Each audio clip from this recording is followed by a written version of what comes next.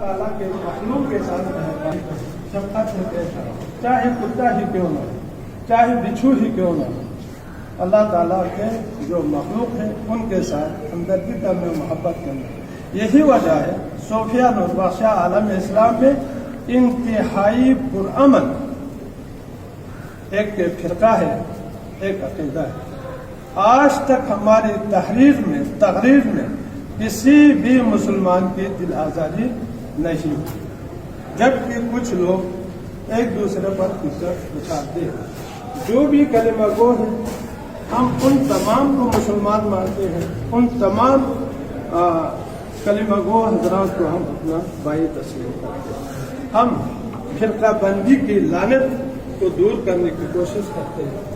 آپ اسلام کا قائل ہیں جو اللہ تعالیٰ ہے، اللہ کے رسول کا، ائمہ مجاہدین کا، اصحاب کرام جو اللہ کرتا ہے اس پر۔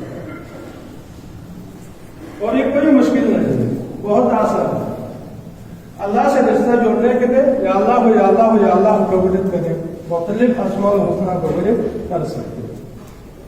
اور دوسرا جو طیبات آپ لوگوں کی یہاں دعا میں وضو، توبہ اور دیگر جو